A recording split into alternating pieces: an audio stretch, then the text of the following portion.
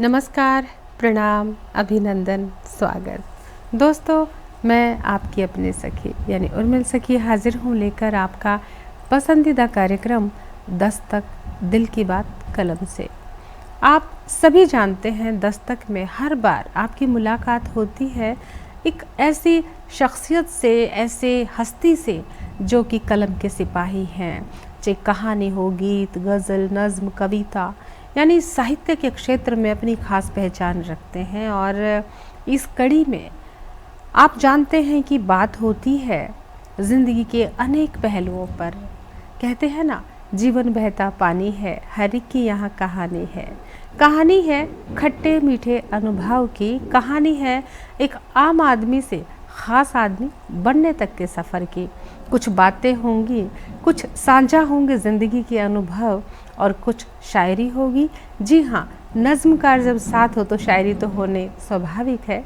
दोस्तों, आज इस कड़ी में हम जो मेहमान आपके साथ तारुफ़ करवा रहे हैं, जिनसे रूबरू मुखातिब होंगे मैं उनके बारे में आपको बता दूं कि आप जो हैं चित्रकार हैं, स्क्रिप्ट राइटिंग करते हैं, अभिनेता हैं, डायरेक्टर हैं, प्रोड्यूसर हैं। आप स्क्रिप्ट राइटिंग के साथ साथ आपने हर विधा में पारंगत है, यानी कि संगीत, साहित्य, कला जब एक साथ समाहित एक व्यक्ति में हो जाते हैं, समाहित हो जाते हैं तो फिर उस शख्सियत का नाम है, जी हाँ, तरसेम सिंह सिद्धू जी। आज उन्हीं से मुखातिब होते हैं तो करते हैं उनका स्वागत। तरसेम जी, आपका स्टूडियो में स्वागत है। और हमने जब आपको कॉल किया था, आमंत्रित किया था, तो जो आपने जवाब दिया था कि भाई मेहरबान हो के बुला लो मुझे, चाहे जिस वक्त, मैं गया वक्त नहीं हूँ कि फिर लौट के ना आ सकूँ। और इतने खूबसूरत तरीके से आपने निमंत्रण स्वीकार किया था और आज हमारे समक्ष बैठे हैं।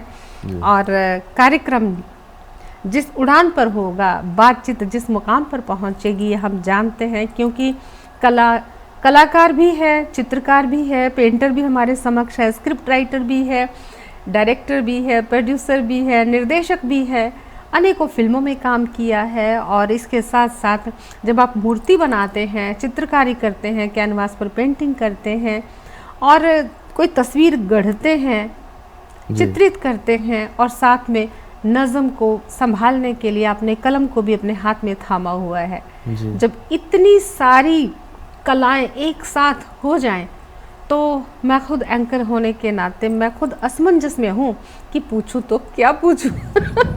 सीमित समय में क्या सवाल पूछा जाए, कि किस विषय पे पूछा जाए, इतने आयाम हैं। पेंटिंग पर बात करूं कि भाई मूर्ति कला पर बात करूं। और लेकिन जैसा कि आप जानते हैं, अपना कार्यक्रम तो दस्तक दिल की बात कलम से नज़्म के ऊपर बात करने के लिए आपको जो है आमंत्रित किया। आप नज़्मकार हैं, गज़ल कहते हैं, नज़्म कहते हैं, कविता कहते हैं। तो आज पहली बार ऐसा हो रहा है कि मेरे सवाल थोड़े से अनोखे होंगे, क्योंकि तैयार हो जाइए। जी, कोई बात नहीं, मैं तैयार हूँ। जी। जब एक मूर्तिकार जी आप हैं, आप चित्रकार हैं और साथ में आप नज़्मकार हैं जी, जब आप कोई तस्वीर बनाते हैं जी, तो तस्वीर से पहले नज़्म लिखते हैं, यानी नज़्म में उस तस्वीर की छवि उतारते हैं, या मूर्ति बनाने के बाद उस पर नज़्म लिखते हैं। जी, बड़ा ताल्लुक़ है इन चीज़ों का, इन कलाओं का। तो ये हर एक में तो नहीं है आज के समय में। तो आप कैसे संतुलन बनाते हैं एक मूर्तिकार का और एक कलमकार का? नहीं, मेरा सबसे पहले जो लाइन मैं बोलना चाहूँगा इस सवाल के जवाब में, वो ये है कि कोई भी बंदा कुछ भी कर सकता है। सचमुच कला से जुड़ा हुआ आदमी, कोई भी बंदा कुछ भी कर सकता है। तो बेसिकली ये सारा आपस में ना जुड़ा होता है। पेंटिंग बनाना, मूर्ति बनाना, लिखना, फिल्म बनाना, बेसिकली क्या है ना कि कलाकार जो है वो अपने आप को एक्सप्रेस करना चाहता है, कुछ कहना चाहता है। तो जब आप सीख रहे होते हैं कला की अलग अलग विधाओं में जाके, जैसे आप पेंटिंग सीख रहे हैं, सपोज कीजिए आप एक साल आपने सोचा कि आपने पेंटिंग सीखनी है, फिर आप पेंटिंग के अंदर बहुत सारी विधाएं होती हैं, वाटर कलर करना, ऑयल पेंटिंग करना, बहुत सारे क्रेयॉन्स, पेंसिल स्केच हो गया। उसमें अब बाद में हम कहेंगे यार एक बंदा इतने सारे काम कैसे कर सकता है। वो बेसिकली एक ही गली है जिसके अंदर अलग अलग घर हैं। हाँ। तो आप उनको जानते रहते हैं। फिर अगले साल आप सोचिए आपने मूर्ति कला सीखनी, फिर मूर्तियों में भी तांबे की मूर्ति बनाना, फाइबर की बनाना, पीओपी की बनाना, सीमेंट की बनाना, तो उस पे हैरान होने की नहीं, वो एक ही गली है, उसके बाकी सारे घरों का पता लेके आ जाते हैं। क्या जब आप बात है, वाह। पूरे गांव का पता ले लेते हैं, संगीत में भी ऐसा है, लिखने में भी ऐसा है, गज़ल लिखते हैं, गाना लिखते हैं, नज़म लिखते हैं, फिर कई सालों बाद जब आप ये सारी चीज़ों की इंट्रोडक्शन, बेसिक इंट्रोडक्शन भी ले लीजिए अगर आप, तो सारे गांव के एक साइड में खड़े होकर आप देखते हैं ना, तो कोई ख्याल जब आता है तो अपने आप वो शेप लेने लगता है। कई बार 2 लाइनें कोई गज़ल की बनती हैं, बाद में लगता है इस पे पेंटिंग बड़ी अच्छी बन सकती है। पेंटिंग में कोई चलता हुआ आदमी का पोज ऐसा बन जाता है, लगता है कि यार ये पेंटिंग छोड़ो, आदमी के पोज को अगर स्कल्पचर किया जाए कितना प्यारा है। फिर वो स्कल्पचर बनाने लगते हो। जैसे मेरे साथ हुआ था कि मैं एक स्कल्पचर को 3 महीने तक बनाता रहा। शहीद उधम सिंह जी की याद में मैंने वो जो कैक्सटन हॉल में उन्होंने वो पिस्टल आज भी रखा हुआ उनका, तो हीर की किताब के अंदर जो पिस्टल रखा था उनका, तो वो मैंने एक पाइल ऑफ बुक्स 10-12 किताबों का ना ऐसे पाइल ऑफ बुक्स के ऊपर हीर की किताब रख के वो घड़ रहा हूँ मैं उसको, 3 महीने से लगा हूँ। तो मुझे लगा कि एक थॉट को मैं 3 महीने से घड़ रहा हूँ, 3 महीने में तो जाने कितने थॉट आके मेरे मन में चले गए। अगर ये एनिमेशन में हो, किताबें हिलती हों, खुलती हों, बोलती हों, आपस में बातें करती हों, वहाँ से कहानियाँ बनने लगी, फिल्मों का रूप होने लगा। तो कई बार होता है कि आप पेंटिंग के अंदर एक स्कल्पचर देखते हो, स्कल्पचर के अंदर आप कहानियाँ देखते हो, कहानी आपका लिखने का मन करता है, कहानियों में खुद ही डायलॉग आ जाते हैं, डायलॉग में शायरी आ जाती है, शायरी, नज़्म बेसिकली सीन होता है फिल्म का, मुझे जहाँ तक लगता है। और मैं जब भी नज़्म लिखता हूँ फिल्म के सीन की तरह ही लगता है मुझे। लेकिन तरसेम जी, मैं ये कहूँगी कि एक गली है जी, उस गली में अलग अलग घरों के नाम है कि फलानी पेंटिंग, फलाना स्कल्पचर, फलानी चीज़, ये चीज़ें, जब हम उनके नाम लेते हैं, अलग अलग घर हैं, विधाएं अलग हैं, कला की जो गली एक है। लेकिन मैं तो देख रही हूँ कि आपने तो पूरा गांव बसा रखा है। वो क्यूरियोसिटी होती है, क्यूरियस बंदा ना जानना चाहता है सब आपने तो पूरा गांव बसा रखा है। उस गांव का नाम तरसेम सिंह है, जिसकी हर गली में, गली एक है लेकिन अलग अलग जो घर बना रखे हैं, पर गांव तो तरसेम सिंह का ही है। मैं ये मानता हूँ हर एक आदमी के अंदर ना दुनिया बसती होती है। अच्छा। बहुत एक किसी कवि की कविता है, पूरी तो मैं बहुत लंबी है इसलिए नहीं सुनाना चाहूँगा, कि मंदाकिनियों के अंदर कितने सारे ग्रहों में कितने ग्रहों में एक ग्रह पृथ्वी के अंदर कितने महाद्वीपों में मेरा एक महाद्वीप, उसके अंदर कितने देशों में मेरा एक देश, ऐसे करके बंदा नीचे उतरता है। फिर वो जब अपने कमरे में पहुंचता है तो कहता है कि मैं एक इंसान और मेरे अंदर बसती है पूरी दुनिया, मैं एक अंदर का इंसान, एक बाहर का इंसान, द्वंद्व में जीता हूँ मैं सारा दिन। तो मुझे लगता है हर एक आर्टिस्ट के अंदर एक गाँव होता है, और बहुत सारे, और आपने देखा होगा एक टाइम था जब कहते थे कि एक चीज़ को साध लो सब सध जाएंगे, और फिर बाद में ये पिछले 15-20 साल से जब मोबाइल की दुनिया आई तो वो मोबाइल बिकना कम हो गया, जो एक ही काम करता था, जितने ज़्यादा ऑप्शन होते थे वो मोबाइल ज़्यादा बिकने लग गया था। तो आजकल आर्टिस्ट भी ऐसा हो गया कि बहुत सारे काम करते हैं, और ये ऐसा नहीं कि दुनिया में जीने की मजबूरी की वजह से बहुत ज़्यादा काम करते हैं, आपकी क्यूरियोसिटी ही आपसे करवाती जाती है, आपका लगता है कि यार ये भी करके देखूँ, वो भी करके देखूँ, और इसी में मज़ा है, और उसमें कोई ख़राबी नहीं है। कई बार लोग कहते हैं कि यार 2 बेड़ियों के सवार नहीं होना, मैं कहता हूँ कला पूरी की पूरी एक बेड़ी है, उसके अंदर आप खेलते रहिए, कभी मूर्ति बनाइए, कभी पेंटिंग बनाइए, आप बेड़ी से बाहर नहीं जा रहे। 2 बेड़ियाँ तो ये हो गई कि एक साइड आप बिजनेस कर रहे हो किसी और चीज़ का, मान लो कपड़ों के व्यापारी हैं, दूसरी साइड आप पेंटर हैं, तब आपको लग सकता है या दुकान पे बैठूं के पेंटिंग करूं। जब आप कला की दुनिया में उतरे हैं, फिर लिखिए गीत, फिर नाचिए, थोड़ा बांसुरी बजा के देखिए। तो मुझे लगता है मैं वही है, और मुझे ऐसा भी लगता है कि कला इतनी प्यारी चीज़ है, क्यों ना ऐसे पूरी तरह से थोड़ा थोड़ा ही सब चीज़ों को जान के सबका मज़ा लेके इस दुनिया से जाएं। मुझे हैरानी भी होती है कई बार ना, कोई पेंटर पूरी उम्र पेंटिंग करने में ही गुजार देते हैं, मुझे लगता है कैसे उनका दिल कैसे नहीं करता होगा कुछ बजा के देखें, गा के देखें, लिख के देखें।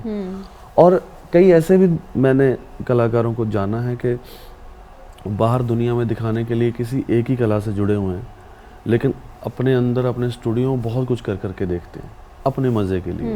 वो थोड़ा सा साज भी बजाते हैं, थोड़ा सा गा के भी देखते हैं, तो ये सारा कुछ गा भी लेते हैं, सारा कुछ जुड़ा हुआ है। या बिल्कुल। तो आज हम पूरा लुत्फ लेने वाले हैं, आपकी आवाज़ भी सुनेंगे, आपकी नज़्में भी सुनेंगे। और गायक में अच्छा नहीं हूँ, मैं पहले बोल देता हूँ।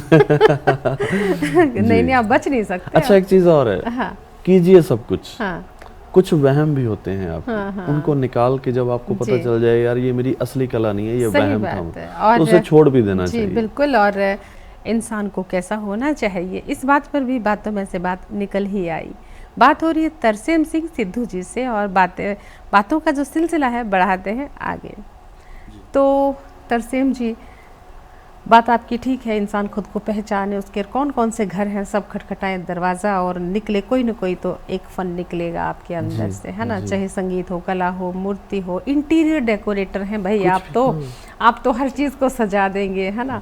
तो एक सवाल और आपसे जो ताल्लुक़ रखता है कि मैं ये पूछना चाहती हूँ कि आपने पेंटिंग और जो है ये मूर्ति कला का भी आपने प्रोफेशनल तरीके से सीखा, ये कहाँ से सीखा? जी, मैं चंडीगढ़ 10 सेक्टर आर्ट कॉलेज से मैं BFA किया मैंने।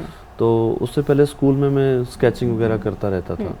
तो वहाँ से टीचर ने मुझे बता दिया था कि इसी कॉलेज में जाना, तो इसी को मुख्य रख के मैंने अपनी +2 तक की पढ़ाई की। फिर 10 sector art college, fine art college Chandigarh में मैंने एडमिशन फेमस है, बहुत फेमस है इस हाँ, तो फाइन आर्ट उसके के लिए, बाद हाँ। फिर मैं शांति निकेतन से मैंने मास्टर डिग्री की स्कल्पचर मेकिंग। कलकत्ता से? हाँ जी, कलकत्ता। पहले मुझे पेंटिंग स्कूल टाइम से करता रहता था, यहाँ कॉलेज में आके पेंटिंग काफ़ी अच्छे से जानने को मिली। यहाँ मेरी जो एडमिशन हुई वो स्कल्पचर मेकिंग में हुई।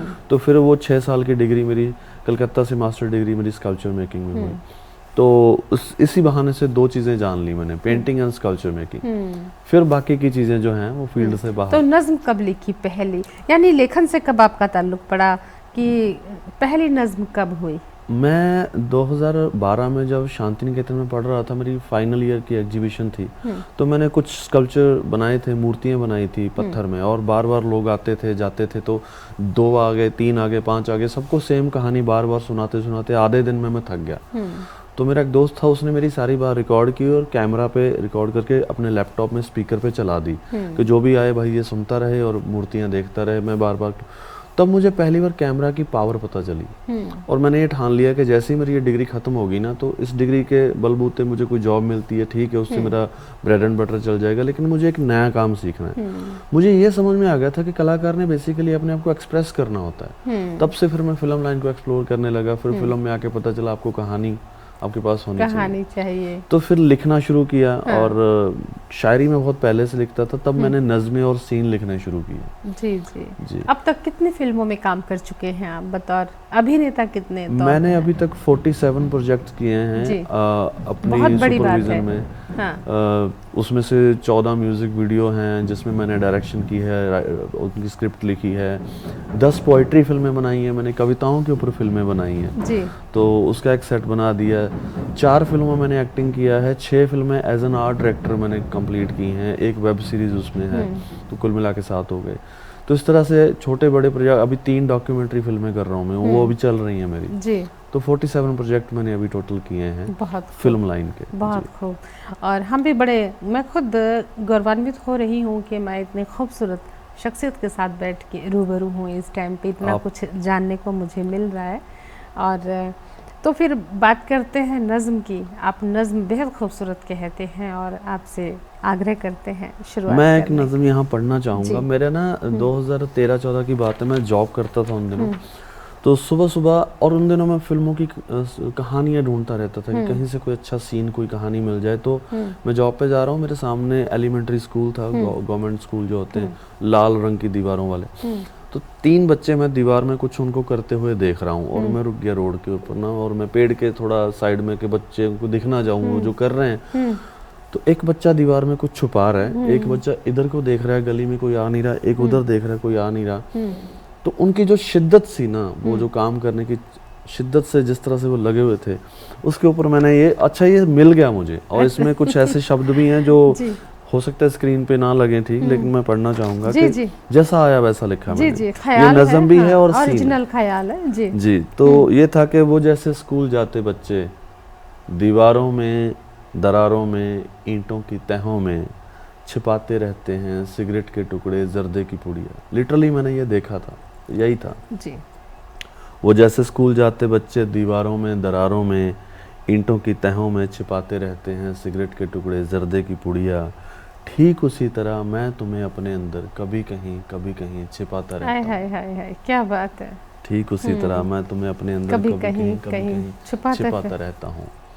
पर कहाँ छिपा पाएंगे, कविताओं में तो मुखरित हो ही गया आपका हाँ, प्यार। ये कलाकार के साथ यही द्वंद है जी। वो जितना छुपाता है उतना हाँ, वो तस्वीर के माध्यम से, उसकी नज्म के माध्यम से, कहानियों के माध्यम से। ये ना इंसान की नियति है, खुद को एक्सप्रेस वो करता ही करता है, ना करे तो बीमार हो जाता है। आम इंसान भी जो नहीं लिखना जानता, वो भी बात कह के एक्सप्रेस करता है। एक्सप्रेस होना हमारी नियति है मुझे जी। लगता है। और ये नज़्म जो आप लिखते हैं जी तो जाहिर सी बात है कि अच्छे लेखक हैं आप, तो अच्छे पाठक भी ज़रूर होंगे। हाँ। किनको पढ़ना आपने पसंद किया, मतलब किन से प्रेरित हैं? जो लेखन शैली है, लिखने का जो अंदाज है। हाँ। शुरू में मैं बहुत रैंडम किताबें पढ़ता था, कभी नॉवल उठा लिया, कभी शायरी की कुछ, कभी तो गालिब साहब को हाथ डाल दिया।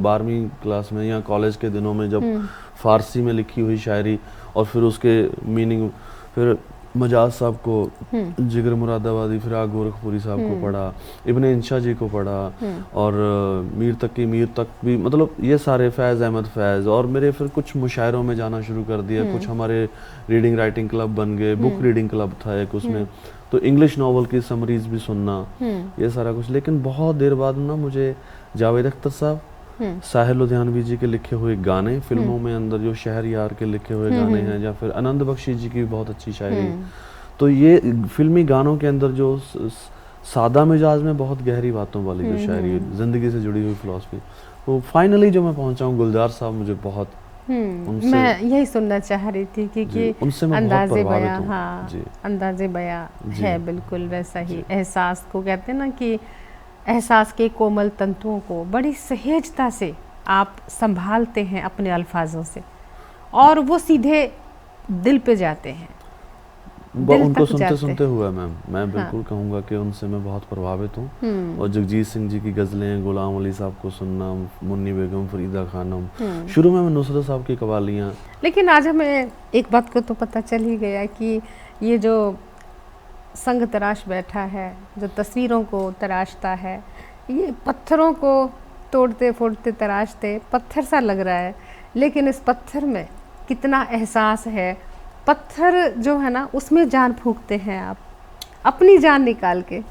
सेंसिटिविटी ना मुझे लगता है गंभीर भी हो गए हैं, यानी कि आप किसी चीज़ को तराशते तराशते तराशते इस हद तक खुद को तराश लेते हैं कि खुद एक मूर्त से बन जाते हैं। हाँ, ये गंभीरता ना मुझे लगता है, हाँ। ये गंभीरता ना मुझे लगता है एक वरदान होता है। इसमें मज़ा आने लगता है बंदे को। जैसे जैसे आप बारीक होते जाते हैं ना, उतना ज़िंदगी का मज़ा आने लगता है, और फिर ये लत लग जाती है आदमी। तो जितना आप कला के अंदर गोते खाते रहते हैं, उतना आपको लगता है अच्छा यार इतना गहरा हो चुका है काम। लेकिन कौन इस बात को, जो हमारे दर्शक है वो समझ गए हैं कि तस्वीरें बनाता बनाता आपका जो चेहरा है, आपकी जो उंगलियां हैं, आपका जो दिल है, इस हद तक मुझे एक शेर आता है कि जब आपकी आँखों से आपका कलाकार बयां हो रहा है। एक बड़ा खूबसूरत शेर है, किनका है याद नहीं, लेकिन शेर याद है कि लगता है रात का जागा है मुसव्विर, जी, लगता है रात का जागा है मुसव्विर,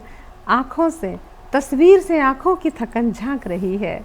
तो आपकी आँखें बयां करती हैं कि आप जो तस्वीर बनाते हैं उसमें कितना डूब जाते हैं, यानी उन तस्वीरों में भी आपकी थकान उन तस्वीरों की आँखों में भी उभर जाती है।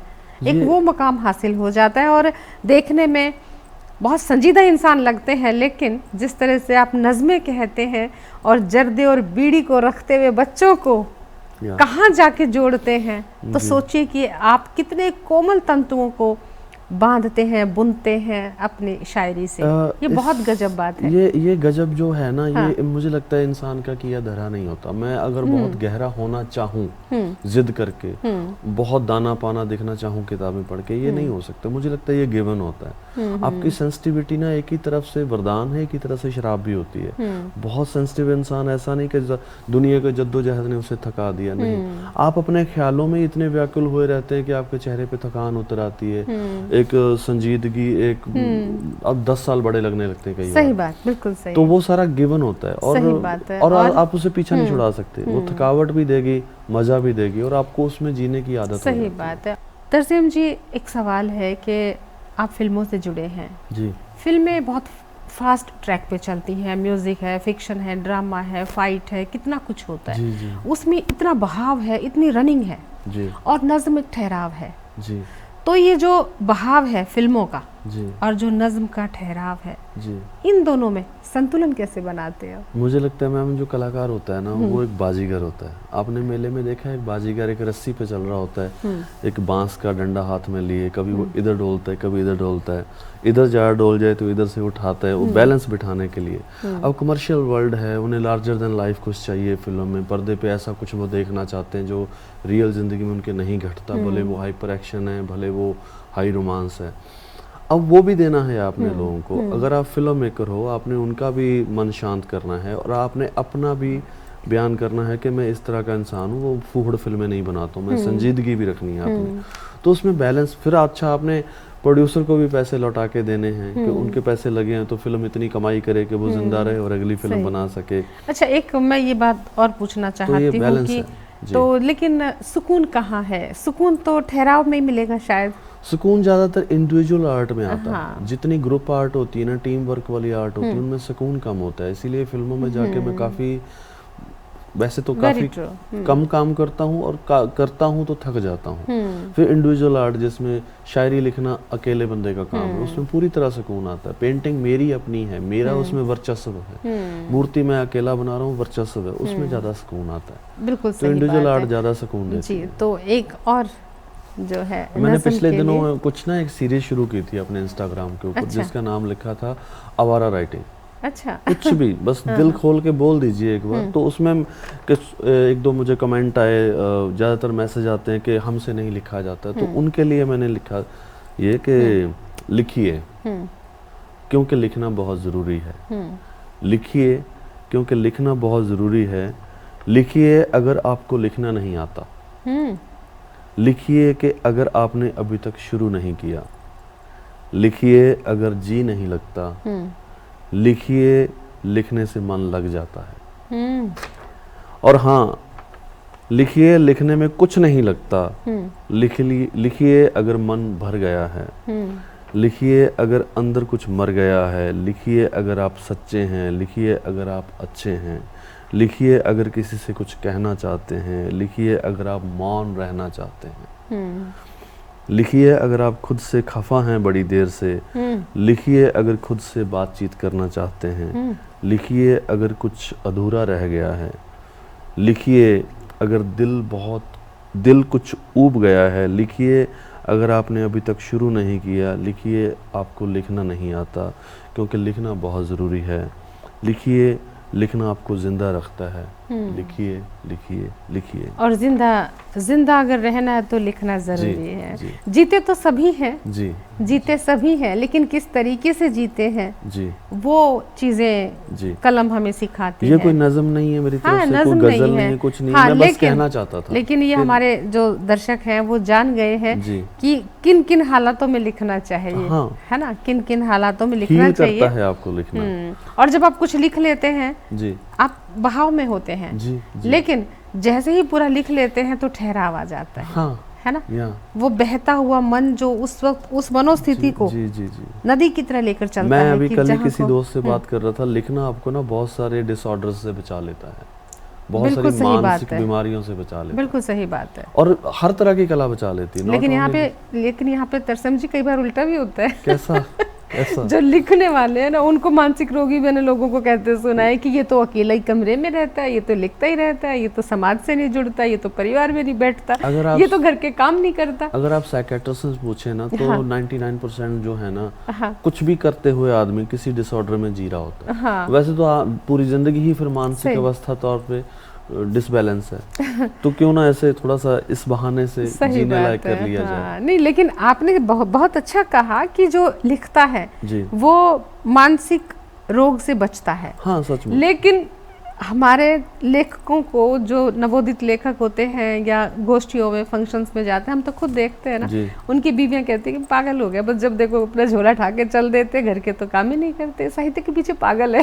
हाँ, अगर उनको ये नहीं पता कि पागलपन जो है उनको कितना जीवन दे रहा है। वो एक तरह का पागलपन है। अगर मान लो वो शायरी करना, स्टेज पे जाना छोड़ दें, तो जो कुछ वो करेंगे उसमें एक पागलपन आ जाएगा। तो वो है ना शेर के, और वो भी कहते हैं पागल है, कुछ समझता ही नहीं। हाँ, वो है ना कि बहुत देर बाद ये बात समझ में आई है, नया दर्द ही पुराने दर्द की दवाई है। ये छोड़ेंगे आप कुछ और दर्द पाल लेंगे। सही देखिए बात है। आम जिंदगी जीना ही किसी ना किसी तरह से, अगर साइकियाट्रिस्ट से पूछें तो डिसऑर्डर में है, डिसबैलेंस है, तो ये भी अगर है तो फिर है तो सही बात है। कोई बात नहीं। तो एक नज्म और प्यारी सी जी मैं इसमें वही जो अब देखिए ना, एक से बढ़कर एक नज्म लेके बैठे हैं, तो क्यों ना फायदा अभी उठाए आपने आपका। कहा ना कि जो शायर जाते हैं स्टेजेस पे और उनके बारे में कहा जाता है ये तो पागल हो गए। दीवान की हद तक देखी है मैंने पागल। हाँ, लेकिन मैं उनमें ये कहता हूँ कि शायरी को ना हमेशा गमगीन नहीं करना चाहिए और रो रो के नहीं पढ़ना चाहिए, और इस तरह से नहीं रहना चाहिए कि आप एक मतलब मानसिक तौर पे विखंडित आदमी लगे। तो इसी के ऊपर मैंने लिखा था कि नहीं मेरे दोस्त इसे रो के ना पढ़ा कर, ये शायरी है इसे ऐसे ना पढ़ा कर।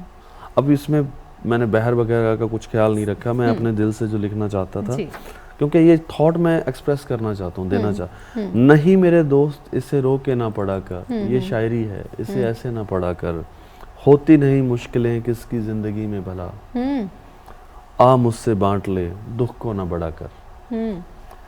उससे खफा होना अगर नाराजगी, उससे खफा होना मगर नाराजगी से पहले तक, उससे खफा होना मगर नाराजगी से पहले तक। हाँ अगर मोहब्बत है तो मोहब्बत पे लड़ा कर, ये शायरी है इसे ऐसे ना पढ़ा कर। नहीं मेरे दोस्त इसे रो के ना पढ़ा कर। तो मुझे लगता है शायर को ना एक तस्वीर बन गई है लोगों के मन में कि अगर शायर है तो दुख ही सुनाएगा। मुझे लगता है शायरी वो है जो ज़िंदगी की फ़िलॉसफी देती है, और अपने दुखों को, सब्जेक्टिव बातों को बयान करते रहना मुझे लगता है काफ़ी हद तक शायरी नहीं होती। अगर ऐसा ही लिखना है तो फिर बातें करके निकाल लो, कम से कम कागज़ काले ना करें तो ये ज़्यादा अच्छा रहेगा। और कुछ ज़िंदगी से जुड़ा हुआ कुछ फ़िलॉसफी, जैसे कई बार तो शायरी की किताबों से ज़्यादा अच्छा गानों में जो शायरी होती है, जिसे हम शायरी नहीं मानते, पुराने गाने उसमें मुझे लगता है कि वो बहुत ज़्यादा संजीदगी से शायरी लिखी हुई है। जैसे जिंदगी और कुछ नहीं तेरी मेरी कहानी है, प्यार का नगमा है, मौजों की रवानी है। अब इससे बड़ा थॉट आपको गाने में, इतना गहरा थॉट शायरी के थ्रू बंदा दे रहा है। मुझे लगता है इस तरह का कुछ क्रिएट करना चाहिए। वो एक शेर था, आई थिंक ख्वाजा मीर दत्त साहब का शेर है, मुझे अच्छे से शेर, हो सकता है मैं शायर का नाम गलत ले रहा हूँ, वो था कि माना के इस जहां को गुले गुलजार न कर सके, कुछ खार तो कम कर गए गुजरे जिधर से हम। तो मुझे लगता है शायर को थोड़ा सा अपना रास्ता ठीक करते जाना चाहिए, ताकि पीछे आने वाली पुश्तें ये समझें कि यार ये हमारे लिए कुछ अच्छा रास्ता बना के गए। नहीं, ये बात तो बिल्कुल ठीक है, मैं आपकी बात से पूरी तरह सहमत हूँ कि जब हम लिखते हैं जी, तो कुछ वैसा भी लिखना चाहिए जो कालजयी हो, समय के साथ कभी उसका वजूद खत्म ना हो। जो हम लिखे, ये नहीं कि आज हमने बात कही वो 2 दिन में उसका असर खत्म हो गया। उसका सब्जेक्ट जो है वो कालजयी होना चाहिए कि जब तक संसार चले, पीढ़ी दर पीढ़ी वो उसका और किसी के भटकाव को, किसी के बिखराव को वो ठीक कर दे। ये हालांकि वैसे मॉरल पॉलिसिंग में आ जाता है कि आप समाज को ठीक करने की जिम्मेवारी शायरों पे डाल रहे हैं, उपदेश में आ जाता है, उपदेश में आ जाता है। मैं वैसा नहीं कहना चाहता, लेकिन हमारे जो लेखक है कई तरह का लिखते हैं, उपदेशात्मक भी लिखते हैं, प्रेमात्मक भी लिखते हैं। नहीं, वो इतना भी उपदेश ना हम देते रहिए कि भाई सुनने वाले को लगे ये शायरी नहीं, वो भी उस उपदेश देना तो फिर लेक्चर शायरी, अब उसका जो बातों का जो लेवल है वो बहुत हाई पिच पर चला गया है, क्योंकि आत्मा के साथ परमात्मा तक के सफ़र की हम बात कर रहे हैं कि हम जो आदर्शवादी लिखते हैं, जो प्रेम के ऊपर लिखते हैं, इन दोनों में इनकी जो भूमिका है उस पर बात हो रही है। तो तरसेम जी आप कुछ कह रहे थे कि आपका सवाल था कि जिसको मोहब्बत ना हुई हो। हाँ। मैं ये सोचता हूँ कि ये 5 जो है ना विषय विकार जिन्हें बोलते हैं कि काम, क्रोध, लोभ, मोह, इन्हीं से मिलके बंदा बना है। हाँ, बिल्कुल। ये इंसान होने के लिए अति जरूरी चीजें हैं। क्रोध भी करना बहुत जरूरी है, और क्रोध है तो वहाँ प्रेम भी होगा, हाँ। और प्रेम आप इससे जोड़ लेते हैं कि कोई इंसान जिंदगी में आए तभी प्रेम। मुझे लगता है आप ना अपने घर के, आप किचन में कोई बर्तन किसी को दिया हो ना, तो याद रहता है कि फलां दिन वो गया था और उस बर्तन से इतनी मोहब्बत है, जब तक लौट के नहीं आएगा वो दिमाग में रहेगा। आपको अपने साइकिल से, स्कूटर से, घर से, अपनी गली से, अपने पौधों से, जैसे गुलजार साहब की एक नज़म थी कि सुबह से काट रहे हैं कमेटी वाले उस पेड़ को जिसके कच्चे आम तुम्हें खिला के जब तुम हामला थी, तो मैं तुम्हें मोहब्बत से वो आम दिया करता था, उसकी छोटी अम्बियां दिया करता था। सुबह से काट रहे हैं उस पेड़ को कमेटी वाले, मेरा उस गली से गुजरना नहीं होता। आपको गली में खड़े हुए पेड़ अगर किसी दिन कट जाए तो आपको खाली खाली लगता है, यार यहाँ कुछ था, यार कुछ चला गया है। तो मोहब्बत किसी के दिल इंसान को कभी जिंदगी में फील ना हुई हो, ऐसा तो मुझे याद आता है कि अपना 23 सेक्टर में, चंडीगढ़ में 23 सेक्टर में बहुत पुराना पीपल का पेड़ था। पिछले 8-10 साल से मंदिर जाते थे, वो पीपल का पेड़ बहुत पुराना था और एक बार आंधी तेज आई और वो जड़ बिल्कुल टूट के गिर गया। उस एरिया में वही पीपल की वजह से दूर से ही वो उसकी कई शाखाएं निकली हुई थी, उसकी लंबाई चौड़ाई दूर तक फैली हुई थी और वहां पर वो जगह जब खाली हो गई तो ऐसा लगता था पता नहीं जैसे पूरा शहर सा उजड़ गया पीपल के पेड़ के टूट जाने से। और फिर उसकी जगह फिर से नया पीपल लगाया, वो भी पौधा है लेकिन उसकी जगह होने में वक्त लगेगा, शायद कई दशक लगेंगे। देखिए सब लोगों की नजरों की मोहब्बत उस जगह से इस तरह से जुड़ी हुई है कि वहाँ फिर से पीपल लगाया, वो फिर से वहाँ पीपल देखना चाहते हैं। आजकल ना बड़ा एक ट्रेंडिंग वर्ड हो रखा है वाइब।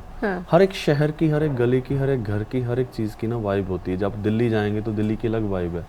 आपके अपने शहर की वाइब से आप इतने जुड़े होते हैं कि जब कहीं घूम के आते हैं ना तो जैसे ही शहर में एंटर करते लगता है कि घर आ गए, सुकून मिलता है, सुकून मिलता है। Welcome to Chandigarh, welcome to Chandigarh लिखा है तो रूह तृप्त हो जाती है। और ये देखते हैं जब आप ओपन हैंड वाला तो मजा आ जाता है ना। क्या बात है। तो देखिए मोहब्बत है ये भी एक कि आप जुड़े हुए हैं उस चीज से। तो पहली बात तो ये कि हर एक आदमी किसी न किसी मोहब्बत होती है, जरूरी नहीं कि लड़की से हो या लड़के से हो, उसको अपने किसी भी मोहब्बत के टूटने पे जो दर्द होता है वो भी बहुत जरूरी है और 100% तो कोई दर्द प्योर फील करना चाहिए। कोई दर्द है आपके पास? मेरे पास तो एक ऐसा है कि मुझे ना हम दर्द हो या मोहब्बत हो इंसान उसे बहुत देर तक सहेज के रखता है।